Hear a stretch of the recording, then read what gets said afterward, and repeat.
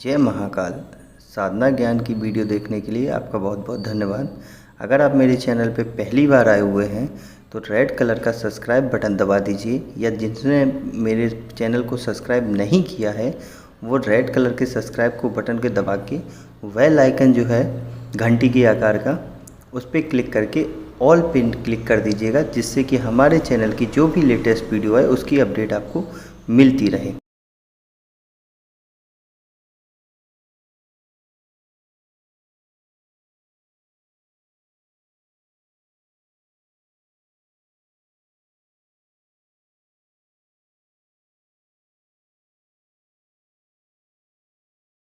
जय महाकाल। साधना ज्ञान चैनल में आप सभी का एक बार फिर से स्वागत है।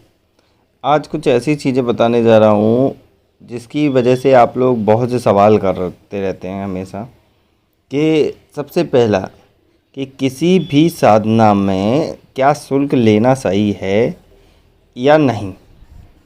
देखिए, दो कंडीशनें होती हैं। सबसे फर्स्ट कंडीशन होती है कि आप कौन सी साधना कर रहे हैं। जिस साधना में हवन आदि क्रियाएं होती हैं या जिस शक्ति के माध्यम से आपको वो साधना दी जा रही है, ठीक है, उसके बिहाफ पे आप वचनबद्ध हो चुके हैं कि जब भी आप ये साधना किसी को देंगे तो आप उनको भोग लगाएंगे या उनका पूजन करेंगे, तो उस समय आपको शुल्क लगेगा ही लगेगा, पहली चीज़।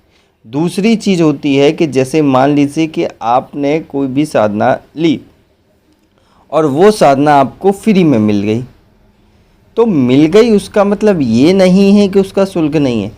वो ऐसा होता है कि जब कोई शक्ति आप साधना करते हैं, कोई शक्ति खुश होकर आपको कोई चीज़ दे देती है कि ये मंत्र आप किसी को दे देना और तो आपका दूसरे का भला हो जाएगा, या उसकी धन प्राप्ति के मार्ग खुल जाएंगे, या कर्ज मुक्ति हो जाएगी, या पुत्र प्राप्ति हो जाएगी। बहुत से ऐसे मंत्र मिल जाते हैं। तो वो चीज़ आपको फ्री में ही देनी पड़ती है, उसका कोई आप चार्ज नहीं ले सकते।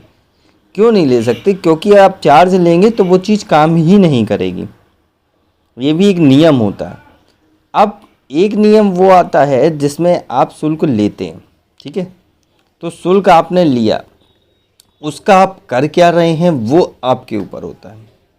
जैसे मान लीजिए किसी में हवन आदि क्रियाएं होती हैं, आपने कर दिया। अब कुछ में क्या होता है कि जो आप गलती करते हैं, जैसे मान लीजिए आप नए साधक हैं तो बहुत सी गलतियां करते रहते हैं, हम भी लोग करते रहते हैं। तो कोई उसके निवारण के लिए हम लोग क्या करते हैं, कभी ना कभी ऐसा मौका आता है जब हमें लगता है तो हम लोग उसी साधना की जितने भी, जैसे नवगुप्त नवरात्रि में जितने भी साधक हमारे द्वारा बैठे थे, उनका मैंने ना ही तो कोई विधि विधान किया, ना ही कुछ किया। टोटल एक इंक्लूडिंग जितना भी अमाउंट आया उससे क्या किया कि पूरे का एक हवन और कन्या भोज करा दिया, जिससे क्या हुआ कि वो जो शक्ति का ट्रांसफॉर्मेशन था वो एक बार में ही फ्लो हो गया। अब ये बात क्या होती है, जैसे समझ लीजिए, अब मान लीजिए मैंने आपसे धन ले लिया, समझना, शुल्क ले लिया। अब वो शुल्क मैंने आपको लेके अपने पास रख लिया और मैंने जो विधि देनी थी मैंने कहा कोई बात नहीं, अपनी जेब में जाएगा, अब कोई दिक्कत नहीं। तो आपके लिए तो वो काम करेगा, लेकिन आपकी जो निगेटिव चीज़ें हैं वो अटैकेबल हम पे होंगी। हमें उसको कमांड करने के लिए हमें वो चीज़ करनी ही पड़ेगी। क्यों करनी पड़ेगी? क्योंकि हम पहले से ही उस चीज़ में वचनबद्ध हो चुके हैं। अगर वचन नहीं होता तो वो पैसे का हम कुछ भी कर सकते हैं, ये एक नियम होता है। तो अब आपको समझ में आ गया होगा कि क्या होता है कि आप शुल्क वाली साधना लेते हैं या फ्री वाली।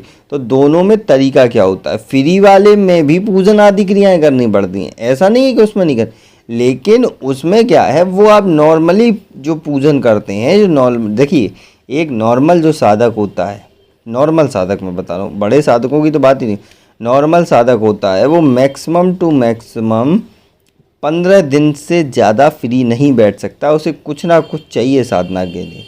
चाहे कोई भी देख लीजिए, जो भी साधक की श्रेणी में शुरुआत भी कर रहा होगा उसे भी बोरियत होने लगती है, उसे भी लगता है कि कुछ ना कुछ करो।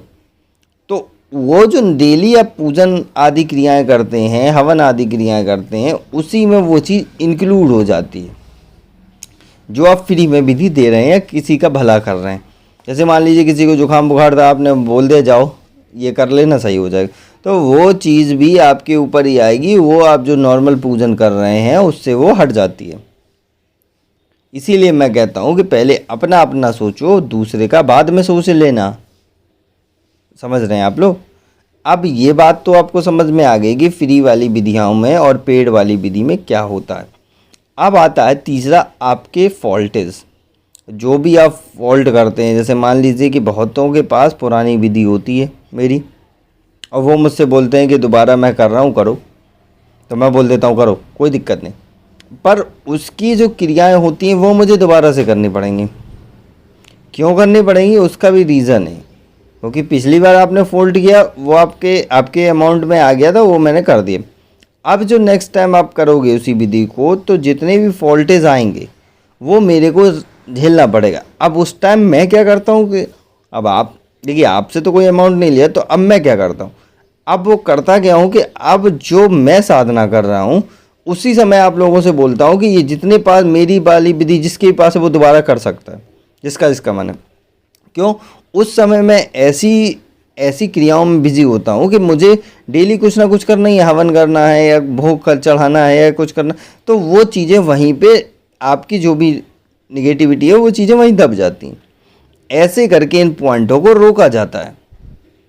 अब आपको समझ में आ रहा होगा धीरे धीरे कि साधना जगत में जितना आप दूर से देखते हैं अच्छा है ना, वो अंदर जब घुसते चले जाएंगे तो उतना ही पेचीदा बनता चला जाता है। एक ऐसे समझ लो, एक सुडोकू गेम जैसा हो जाता है वो, कि जिसको बनाते बनाते हालत ख़राब हो जाती है। तो ये सब चीज़ें तो आपके समझ में आ रही हैं। अब आपकी साधनाएं भी समझ में आ गई कि कौन सी फ्री वाली साधनाएं होती हैं, कौन सी पेड वाली साधनाएं होती हैं। अगर आपसे चार्ज लिया जाता है तो क्या होता है। आप जैसे गुप्त नवरात्रि में आपका जो भी था वो मैं आपको फ़ोटो के माध्यम से दिखा रहा हूँ कि क्या क्या हुआ, आपको समझ में आ गया होगा। अब जो नेक्स्ट है शिवरात्रि, मतलब सावन के जो सोमवार हैं उसे शिवरात्रि मैं बोल देता हूँ कभी कभी।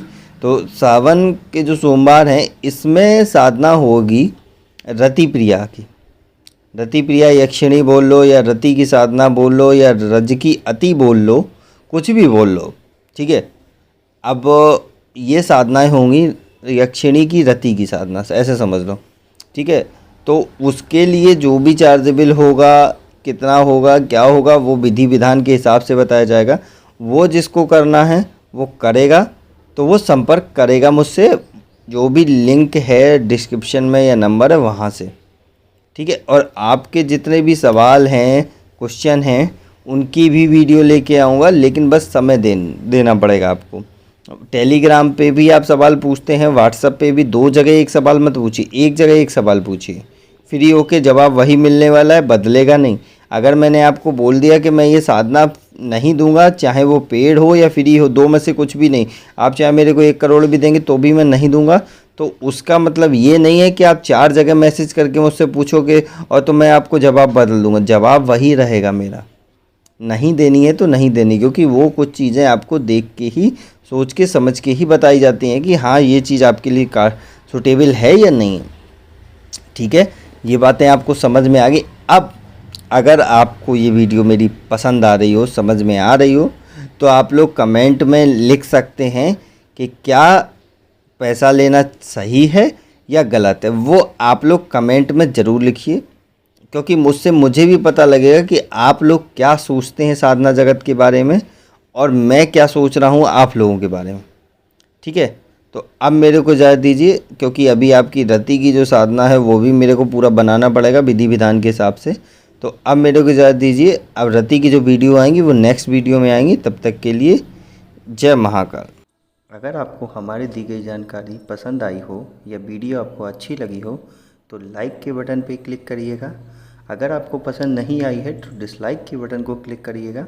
और अगर आपकी कोई राय है तो कमेंट बॉक्स में बताइएगा।